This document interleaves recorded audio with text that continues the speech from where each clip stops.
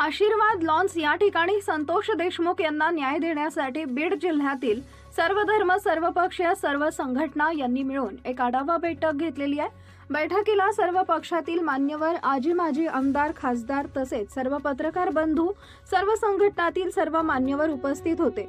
येणाऱ्या 28 तारखेला डॉक्टर बाबासाहेब आंबेडकर यांच्या पुतळ्याला अभिवादन करून हा मोर्चा बीड जिल्हा पोलीस अधीक्षक यांच्या कार्यालयावर येणार आहे। बैठकीला पाठिंबा म्हणून समाजसेविका तसेच भ्रष्टाचार निर्मूलन अध्यक्ष आम्रपाली साबळे उपस्थित होत्या।